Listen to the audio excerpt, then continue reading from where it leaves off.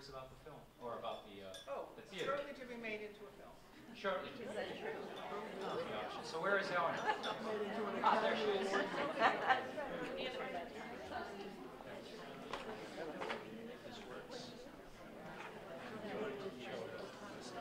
Yeah, pardon my bad.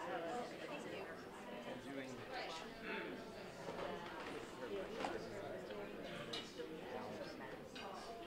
Hello, everybody. Can you hear me okay? I don't think it's.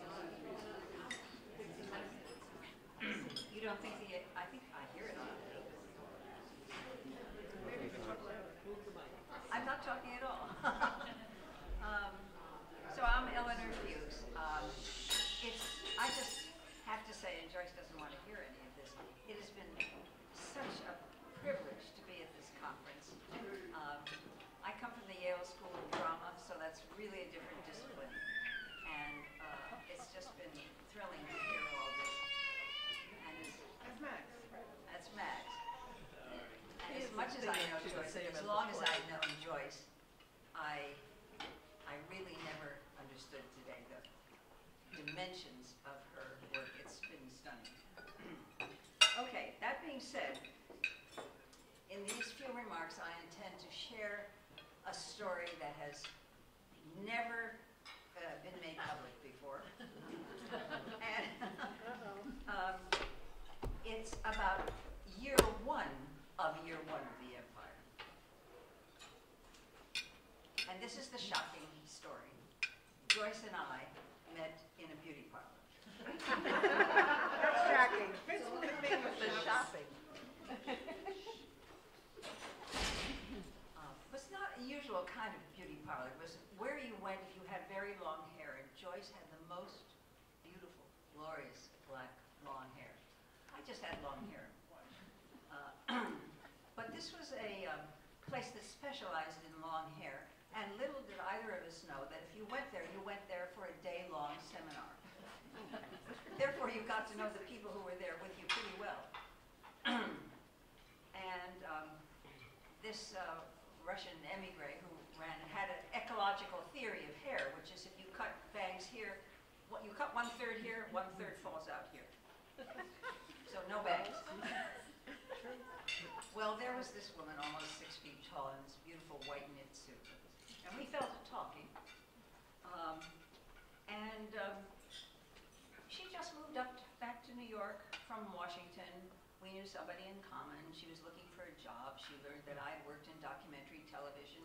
Maybe that would be interesting work for her. Maybe I knew somebody that I could introduce her to. And I certainly said I would think about it. And I went home. Well, no, first of all, you have to know, what did we learn today about these interlocking factors? There are two important interlocking factors. One is that I had just had a baby, so I was homebound. But the other was that the Vietnam War was starting. And there were teach-ins all over the country. And I had just seen a play that some of you may be familiar with. It was called In White America by Martin Dubin. And I had an epiphany at about, 6 months pregnant, that somehow, because of my own documentary work in television, I was called upon to do something about American war that was analogous to what Duberman did about America and race. And I dare say, if I hadn't met Joyce Atler, that's where it would have died. So I began to read backwards into wars and had seen just one line about some nasty business in the Philippines. And I went home after the meeting with Joyce and I thought, oh my goodness, somebody had just given me $500, that's how small the grant was, to research the Philippines. So I called up Joyce and said, well, I don't know about this television job, but would you like $500? And she said, I'll get back to you in 2 weeks. I didn't know who I was dealing with. 2 weeks later, I get a call from Joyce Atler, and she says, you could do the whole play about the Philippines. And I think you sent me some notes. Well, it was just stunning, and it was the material for a Vietnam protest play, which was where this idea started. And we collaborated for the next 4 years. And we were living in two periods at once. I know that once I actually said to somebody that I thought that Teddy Roosevelt was currently the President of the United States. And then Joyce and I got a little unhinged because we got into a panic that maybe they were going to end the Vietnam War and we still wouldn't be finished with the play.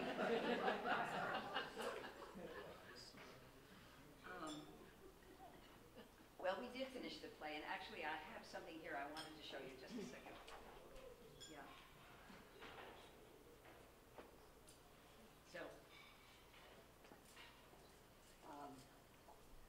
then an amazing thing happened. We had a friend at Houghton Mifflin who said, let me read the play. And they accepted it, and it came out as a book. I don't know whether you've seen this book. First it came out in hardcover. And the hardcover has a wonderful picture of our long hair. But this is the paperback. And in order to publish it, they said, we like the play, but we have to have some historical fact matter in it. And I don't know how Joyce did it, and Joyce substantially did this. There's a whole section in it, notes and sources, selected bibliography, biographies, and chronology, and it's a tremendous amount of historical material.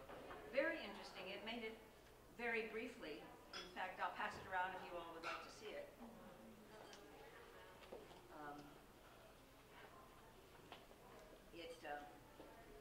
Very briefly was adopted in courses on American imperialism.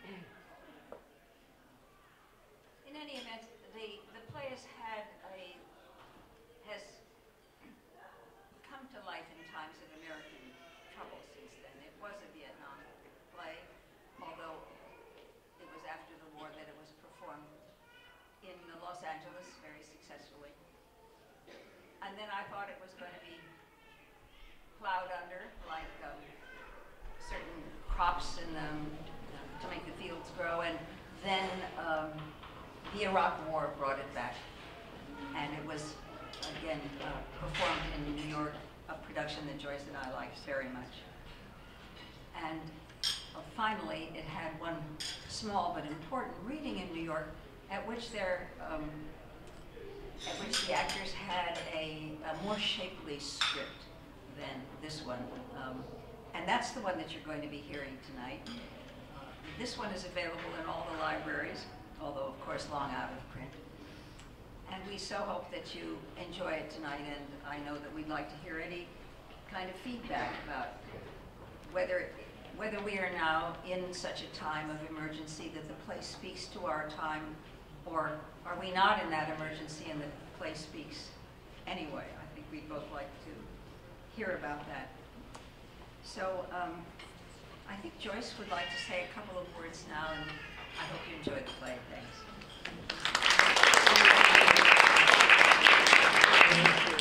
Yeah, I do want to say something about this play that I love so much. And when we conceived of this event, and they thought, well, what should we do for the evening? I said, I have a great idea. Let's just do Year One of the Empire. And I just want to say how important it was to me meeting Eleanor and thinking about history in a very different way. And so you have to bear with me. I'm just going to give you a little bit of biography. So I went to Brandeis University, right where you are now, and I graduated in 1963. And no courses about women, no women faculty members. Wasn't sure what a woman scholar might look like.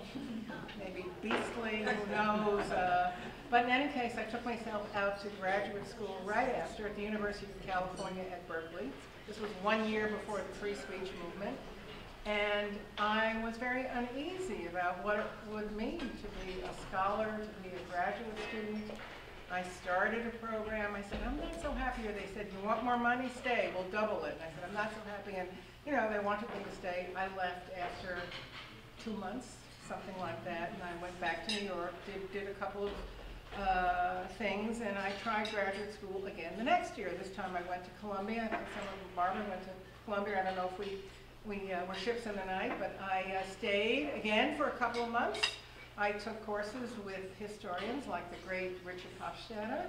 I didn't like these guys talking to me, and that's what they were doing, and they were all guys. They were talking to me. I didn't think they cared about what I thought. And again, I wasn't sure about what scholarship had to do with taking a stand. The Vietnam War was just starting. What did this all mean? So I left graduate school again, and then I met Eleanor in the way that she told it at the Long Hair Palace. And we began to work on this play together. We had no idea where it would end. We didn't know about plot, about research. It was truly a labor of love, and I want to get back to tell you a love story in just a second. And it was that compelled me. The courses in graduate school did not. And through these 4 years, I actually think it was a little bit longer than 4 years, I learned that I love doing historical research. And by doing historical research, yes, you can make a statement about the present and cause change. And so I found my calling. Doing year one was, in fact, year one for me. And I did take myself back to graduate school when I married Steve, and he got a job on the faculty at the State University of New York at Stony Brook. And that's the love story I wanted to tell you. I didn't mention to you that I was going to say this, Steve, but so we met in 1968, if you recall. You recall? Something about that, yes. One of those years, right? It was 1968, and it was the end of the election, and I had worked for Congressman Jim Scheuer, and as a present to all the staff, he took us all down for an all-expense paid vacation to Puerto Rico. And I had a beautiful villa overlooking the ocean on all sides. And I mean, Steve and I had just started dating. I think we would call it then, dating. A couple of months, something like that. I didn't want to be alone there, so I sent him a telegram. For all you computer age people, we didn't have, we hadn't used Western Union then. And, come down immediately, romantic spot. So Steve flew down, and he gets to this beautiful oceanside villa, and there I am with stacks and stacks of notes from year one, typing. That's what I was doing in this romantic villa, and I think he thought, okay, he had a clue into what life was going to be like with me. But in any case, I love this drama. I hope you like it too. Eleanor, I'm going to ask you to mention that had you stayed in graduate school, you would never have learned this history because it was this really... is a completely different kind of history, right? It wasn't known. No, it wasn't known. I don't think it's still known, as Kitty said earlier, as a methodology, and telling the story of historical action and actors on multiple planes, and not just the story of famous people, elites, etc., but actually creating a canvas. And we decided to tell it in the form of a drama, not historical fiction, not a book, for reasons which I hope will become clear tonight. And that was, for me, the start of one aspect of my teaching, which is I think I've done 6 or 7 documentary drama classes here at Brandeis. We used some of the students. Laura was, we did 2 on Waltham and 1 on Concord. One, I'll just tell you the story, and then we have to get ready to go. So I think my first one here, we did a play on Concord, Between War and Peace. And it was about the abolitionist who helped John Brown in the mid-19th century. And it was a great play, but we were a bunch of students, that's a bit of students and a faculty member. And after it was done, I wrote to some people in Concord and said, we have a great play for you. And they said, wonderful, come down and bring your class, and you'll present it at a big church, Brian, I don't know which one, big church in Concord. So we go down, meeting 15 students, something like that, and we go into this church, 500 people sitting there, auditorium, dinner, and here we were, this ragtag. We didn't memorize our lines, but we presented this play, which they were so interested in, lots of Q&A, fully engaged. And So it's a good methodology. Anyway, enjoy the play. I hope you'll all come. Thank you.